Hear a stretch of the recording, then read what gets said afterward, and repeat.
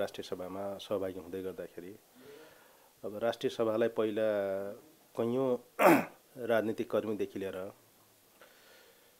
थुप्रै विशेष गरेर चाहिँ देशको बारेमा चिन्ता गर्ने विभिन्न तहका महानुभावहरू भनौँ विज्ञ व्यक्तित्वहरूले अब राष्ट्रिय सभाको बारेमा विभिन्न प्रकारको बहस गरेका छ।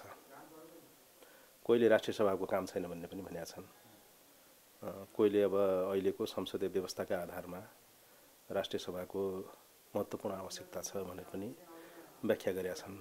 तर मेरो आफ्नो व्यक्तिगत रूपमा मेरो 6 वर्षको कार्यकालमा अब राष्ट्रिय सभाले विशेष गरेर देशको हरेक नीति नियम कानुनलाई को बारेमा हामी बहस गर्दै गर्दाखेरि देशको बारेमा बहस गर्दै गर्दाखेरि यसले चाहिँ हरेक नीति नियम कानुनलाई एउटा म्याच्योर्ड बनाउनमा यसको महत्त्वपूर्ण भूमिका छ जस्तो मलाई लाग्छ। त्यसकारणले गर्दाखेरि अहिले 6 वर्षको मेरो आफ्नो कार्यकालमा हामीले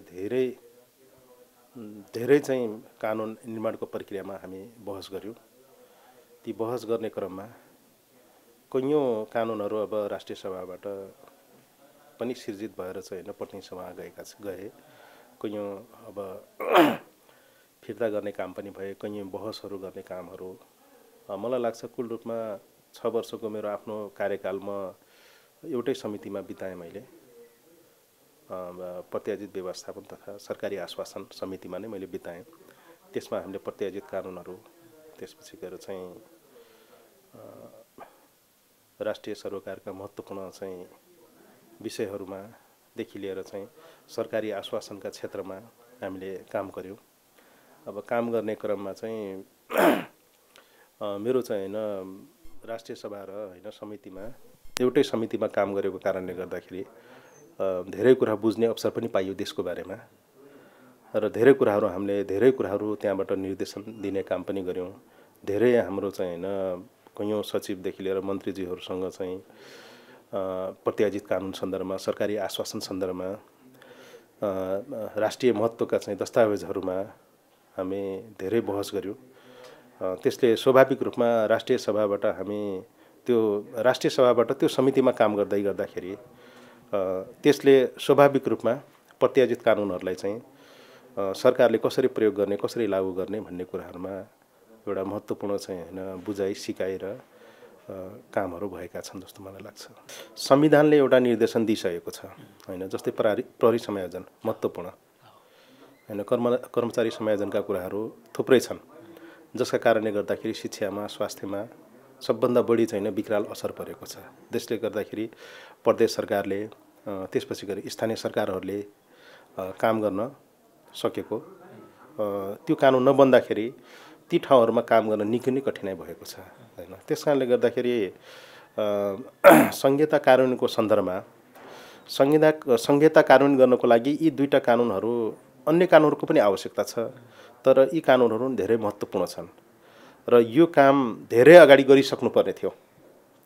धेरै अगाडि यो काम गर्न नसक्दाखेरि कठिनाइ भएको छ।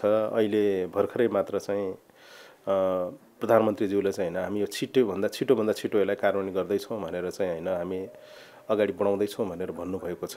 मलाई लाग्छ संहिता कार्यान्वयन गर्नको लागि चाहिँ यी दुईटा कानुनहरू महत्त्वपूर्ण छन्। यसलाई सरकारले ल्याउँछ होला। यो अलिकति राजनीतिक रूपमा चाहिँ नेताहरूको बीचमा राजनीतिक सहमतिको अभावले गर्दाखेरि यसले चाहिँ हैन प्राथमिकता पाएको छैन। मलाई लाग्छ अझै पनि हैन संहितालाई चाहिँ के गरी रोक्न सकिन्छ भन्ने तबका अथवा त्यस्तो विचार, त्यस्तो दृष्टिकोण, त्यस्तो समूह, त्यस्तो विचारहरू र कुनै न कुनै ढङ्गले चाहिँ हैन संगठित ढङ्गले चाहिँ अझै पनि षड्यन्त्र गरेको अवस्था पनि देखिन्छ जस्तो मलाई लाग्छ।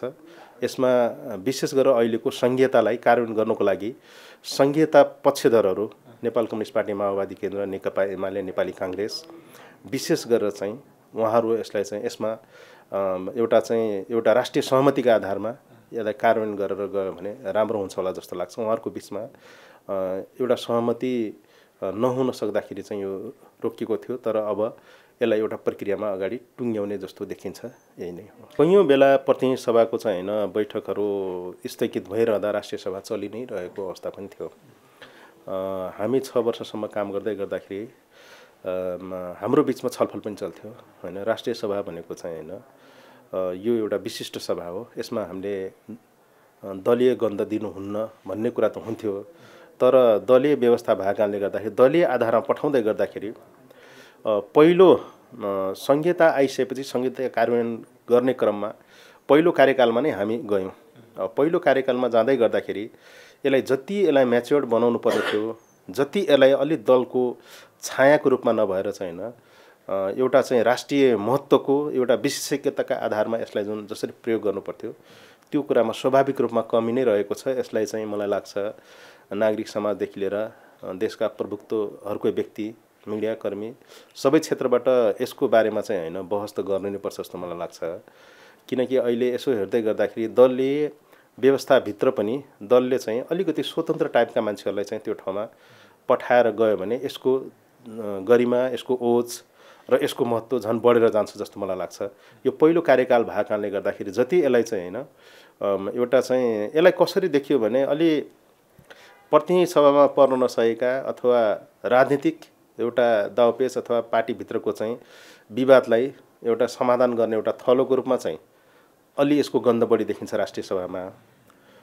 र यसलाई चाहिँ खास गरेर चाहिँ हैन दलभित्रको चाहिँ एउटा विवादलाई समाधानको रूपमा प्रयोग गर्ने थलो भन्दा पनि एउटा राष्ट्रलाई चाहिँ हैन एउटा समस्या परेको बेलामा सम्हाल्न सक्ने एउटा त्यो केन्द्रको रूपमा चाहिँ हैन राष्ट्रिय सभालाई बनाउन सक्यौँ भने दलको र राष्ट्रिय सभाको गरिमा थप बढेर जान्छ जस्तो मलाई लाग्छ। मेरो आफ्नो अनुभव र मैले एउटा यहाँनिर चाहिँ महसुस गरेको मिसिङ गरेको कुरा चाहिँ यो हो जस्तो लाग्छ। राष्ट्रिय सभालाई चाहिँ हैन एउटा राष्ट्रलाई एउटा महत्त्वपूर्ण घडीमा सम्हाल्न सक्ने एउटा व्यक्तित्व र विशेषज्ञहरूको चाहिँ बहस गर्ने केन्द्रको रूपमा बनाउनुपर्छ हैन। प्रतिनिधि सभाबाट आएका हरेक विधेयकहरूलाई मसिनो गरी केलाएर चाहिँ सुझाव दिन सक्ने चाहिँ हैन एउटा चाहिँ यो राष्ट्रिय सभाको चाहिँ हैन राष्ट्रिय सभालाई बनाउने एउटा व्यक्तित्वहरूको केन्द्र बनाउनुपर्छ जस्तो मलाई लाग्छ। मेरो आफ्नो सुझाव यहाँनिर हो। र अर्को सुझाव चाहिँ राष्ट्रिय सभामा अहिले पनि सबै क्षेत्रको चाहिँ हैन त्यो ठाउँमा भनौँ उपस्थिति देखिन्छ, सबै चिजको क्लस्टर देखिन्छ, दलितको महिलाको क्लस्टर देखिन्छ, अपाङ्गहरूको क्लस्टर देखिन्छ। तर नेपालमा सबभन्दा ठुलो बहस चाहिँ हैन यो देशमा संहिताको बहस हुँदै गर्दाखेरि चाहिँ राष्ट्रियताको बारेमा सबभन्दा ठुलो बहस भयो र हैन। जस्तै आदिवासी जनजाति, पछाडि परेको वर्ग, यो समुदायहरूको ठुलो डिबेट भयो। तर राष्ट्रिय सभाभित्र यसको चाहिँ हैन क्लस्टर बनाउन हामीले सकेनौँ। यो क्लस्टर बनाउनु पर्थ्यो। यो क्लस्टर बनाएको भए संहिताभित्र जुन अहिले डिबेट भएको छ राष्ट्रिय सभाभित्र पनि त्यो क्लस्टर गएको भए त्यसले मलाई लाग्छ एउटा महत्त्वपूर्ण चाहिँ हैन एउटा राम्रो एउटा भूमिका निर्वाह गर्थ्यो। अहिले पनि जात जातिको कुरा धेरै आउँछ। सबभन्दा ठुलो चाहिँ हैन संविधान निर्माणको क्रममा यसको धेरै ठुलो समस्या भयो। माओवादी पार्टीलाई त एउटा जातीय पार्टी भनेर पनि हैन एउटा इङ्गित पनि गरियो। अहिले पनि देखिन्छ हैन रेशमजीको उदय हैन अथवा मधेसमा चाहिँ हैन कैयौँ चाहिँ हैन अन्य सिके राउत लगायत का थुप्रै चाहिँ हैन अहिले पनि अब खुम्युवान मगरातका कुराहरू आइरहन्छन्, थारुवान थरोटका कुराहरू आइरहन्छन्। यी सबै चिजहरूको बहस हुँदै गर्दाखेरि राष्ट्रिय सभाभित्र त्यो क्लस्टर नराख्नु भनेको थोरै केही प्रतिशोधले काम गर्यो कि जस्तो मलाई लाग्छ हैन। यो मेरो आफ्नो व्यक्तिगत नितान्त व्यक्तिगत कुरा हो। तर यो क्लस्टर राख्नु पर्थ्यो जस्तो मलाई लाग्छ। अहिले युवा मात्र हैन गाउँघरमा रहेका सबै मान्छेहरू अहिले बाहिर नै पलाइन्छ हैन। म आफू तराईवासी भएको कारणले गर्दाखेरि अहिले जाने हो भने तराईमा मान्छेहरू पाउन गाह्रो छ। गाउँघरमा ल आज चाहिँ हैन गाउँका चाहिँ पुरुषहरू चाहिँ हैन जम्मा गरौँ भन्यो भने पुरुषहरू चाहिँ हैन 100 जनाको परिवारमा चाहिँ 12 जना मात्रै जम्मा हुने अवस्था छ। सबै मान्छेहरू चाहिँ हैन बाहिर गइसकेको अवस्था छ। यो परिवेश अहिले नेपालको हरेक गाउँ टोल छरछिमेकमा छ हैन। अब विशेष गरेर चाहिँ खुल्ला नाका भएको कारणले गर्दाखेरि कैयौँ मान्छेले सहजै चाहिँ तपाईको चाहिँ हैन इन्डिया जाने हैन। त्यसपछि गएर चाहिँ अब अहिले इन्डिया जस्तै हैन खाडी मुलुक जाने हैन, अन्य चाहिँ हैन अलि विकसित मुलुकहरू जाने कुरा त अब छँदैछ भनौँ हैन, अलि हुने खाने मान्छेहरू। अब यसलाई रोक्नको लागि विशेष गरेर चाहिँ राज्य पक्ष चनाखो हुन पनि जरुरी छ र यसमा पनि अब 2-3 वटा कुरा नै हो अब हैन। संहितालाई चाहिँ हैन व्यवस्थित तरिकाले परिचालन गर्ने सरकारले चाहिँ होइन विकास निर्माणका कामहरूलाई अलि व्यवस्थित गर्ने, उद्योग कल कारखानाहरूलाई चाहिँ होइन अलि व्यवस्थित गरेर चाहिँ होइन त्यसलाई चाहिँ होइन प्रायोरिटी राख्ने, तपाईँको चाहिँ होइन बेरोजगार युवाहरूलाई हामीले चाहिँ होइन कसरी चाहिँ होइन एउटा चाहिँ बेरोजगार युवाहरूलाई स्वरोजगार दिनको लागि राज्यले त्यस्ता कार्यक्रमहरू सञ्चालन गर्नु पर्यो। मेरो आफ्नो विचारमा होइन राज्यले सबैलाई चाहिँ होइन जागिर दिएर त यो समस्या समाधान हुँदैन। विशेष गरेर निजी क्षेत्रलाई व्यवस्थित गर्न जरुरी छ। निजी क्षेत्रलाई चाहिँ विश्वासमा लिएर निजी क्षेत्रभित्र चाहिँ होइन सरकारको चाहिँ होइन पहल कम भएको छ। किनकि अहिले हामीले देखिरहेका छौँ देशमा क्राइसिस छ। कसैले चाहिँ होइन 10 लाखको लोन लिनको लागि चाहिँ होइन यहाँ चाहिँ होइन निकै नै पापड बेर्नुपर्ने अवस्था छ होइन। कुनै ब्याङ्कहरूमा चाहिँ प्रशस्त निक्षेप छ तर होइन लगानी चाहिँ होइन गरिरहेको छैन। लगानी किन भइराखेको छैन? त्यसको चाहिँ होइन सेक्युरिटी राज्यले दिनुपर्छ। राज्यले जबसम्म निजी क्षेत्रलाई चाहिँ होइन सेक्युरिटी दिन सक्दैन, यहाँका उद्योग कल कारखाना व्यवसायहरूदेखि लिएर यी सबै क्षेत्रभित्र रहेका हरेक चाहिँ होइन लाई चाहिँ होइन एउटा विश्वासमा लिएर उनीहरूलाई विश्वासमा लिएर मात्र चाहिँ यो देशमा चाहिँ होइन बेरोजगारी समस्या समाधान हुन्छ। राज्यले चाहिँ सबैजनालाई चाहिँ जागिर दिएर आम नेपालीलाई जागिर दिएर चाहिँ यो देशमा रोक्न सक्दैन। रोक्ने एउटै मात्रै उपाय के हो भने कुनै पनि नागरिक सजिलो गरी काम गर्ने वातावरण हामीले बनाउन सकेका छौँ कि छैनौँ, त्यो कुरा नै हो। अहिले खास गरेर चाहिँ हामीले चाहिँ आम मान्छे नेपालमै काम गर्ने वातावरण हामीले बनाएका छैनौँ। जस्तै मानौँ हामीले के उत्पादन गरौँ त्यो उत्पादनको बजार छैन अहिले होइन, कुनै पनि चिजको बजार छैन। त्यो बजार हामीले कसरी सिर्जना गर्छौँ? त्यसकारणले गर्दाखेरि निजी क्षेत्रलाई विश्वासमा लिएर निजी क्षेत्रलाई चाहिँ होइन राष्ट्रिय रूपमा हामीले कसरी चाहिँ उनीहरूलाई चाहिँ होइन उनीहरूलाई चाहिँ सहयोग गर्ने, अन्तर्राष्ट्रिय स्तरबाट उनीहरूलाई कसरी सहयोग गर्ने। कुनै पनि एउटा व्यवसाय नेपालमा व्यवसाय गरेर मात्र टिक्दैन। एउटा व्यवसायले व्यवसाय गर्नको लागि चाहिँ अन्तर्राष्ट्रिय बजारहरू पनि उसका लागि चाहिँ राज्यले सुनिश्चित गरिदिनुपर्छ। नेपालका हरेक अङ्गहरू छन्, यत्र राजदूतहरू छन् प्रत्येक देशमा, उहाँहरूको भूमिका के हो? उहाँहरूले गर्नुपर्ने काम के हो? नेपालमा अहिलेसम्म कति व्यापारीहरूले नेपालमा व्यापार गर्दैछन् र उत्पादन गर्दैछन्? यो उत्पादनको चाहिँ बजार इन्डियामा के छ? अहिले कुनै पनि उत्पादनको बजार इन्डिया के हो, भुटान के हो, बङ्गलादेश के हो, पाकिस्तान के हो? बिजुली बेचेर मात्रै समस्या समाधान हुँदैन जस्तो मलाई लाग्छ। बिजुली बेचेर बसेर चाहिँ नागरिकहरूले चाहिँ होइन आफ्नो चाहिँ होइन गुजारा गर्लान् जस्तो मलाई लाग्दैन।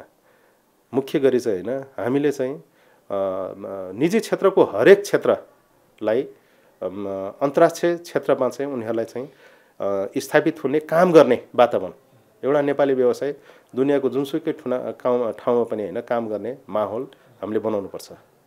त्यसले मात्रै चाहिँ होइन तपाईँको चाहिँ हामीले बाहिर जाने युवाहरूलाई हामी नेपालमा चाहिँ होइन रोक्न सक्छौँ। मलाई लाग्छ यो कुरालाई अलिकति अहिले हामी अलिकति युवाहरू बाहिर गए भन्ने अलिक बढी चर्चा पनि चलिरहेको छ होइन। यो धेरै ठुलो विषय होइन जस्तो मलाई लाग्छ।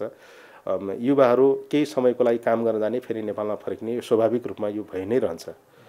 तर खास गरेर चाहिँ देशलाई एउटा स्टेबल बनाउनको लागि के निश्चित एउटा महत्त्वपूर्ण विषय चाहिँ हामीले जसरी चाहिँ होइन व्यावसायिक सुरक्षाको अनुभूति पनि हामीले गर्न सकेका छैनौँ। त्यसले गर्दाखेरि पनि अलि बढी पलायनता बढिराखेको छ। त्यसकारणले गर्दाखेरि बाहिर जाने र नेपालमै रोजगारी गर्ने यी दुईटा चिजको ब्यालेन्स हामीले गर्नैपर्छ। बाहिर रोजगारी गर्न पनि जानुपर्छ तर आफ्नै देशमा चाहिँ होइन व्यवसाय गरेर सहज तरिकाले काम गर्न चाहने मान्छे बाध्य भएर पनि गइरहेछ कैयौँ मान्छेहरू होइन। काम गर्ने माहौल नभएर जाने कुरा आफ्नो ठाउँमा छ होइन। भनाइ मतलब काम गर्ने माहौल हुँदाहुँदै जाने कुरा आफ्नो ठाउँमा छ तर यहाँ त कस्तो भयो भने कामै गर्ने माहौल देशमा भएन भन्ने चर्चा अलि बढी पाएको छ।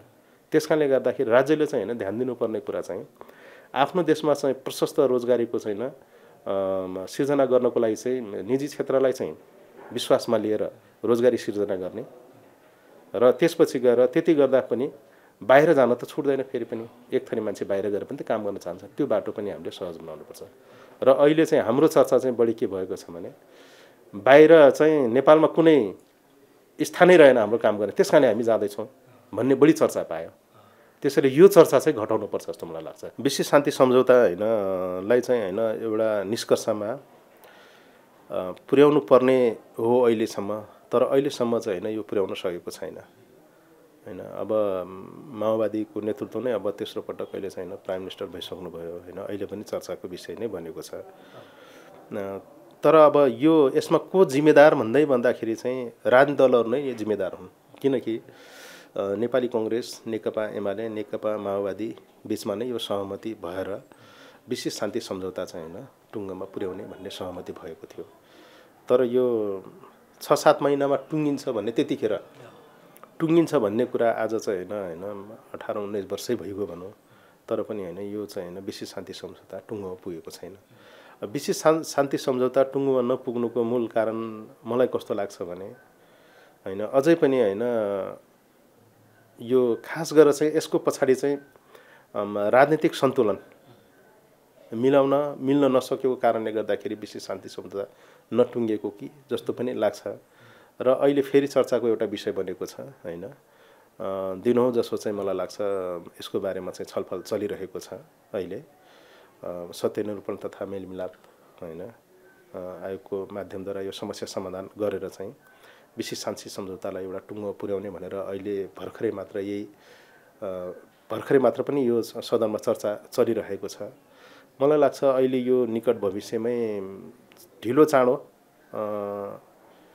अध्यक्ष कमरेड प्रचण्ड होइन अथवा अहिलेको तत्कालीन प्रधानमन्त्री पुष्पकमल दाहालकै नेतृत्वमा अहिले यो बिचमा चाहिँ होइन एउटा टुङ्गो पुग्छ जस्तो मलाई लागेको छ। र यो छलफल अहिले राजनीतिक दलहरूको बिचमा एउटा सकारात्मक ढङ्गले चाहिँ चलेको चाहिँ बुझिन्छ।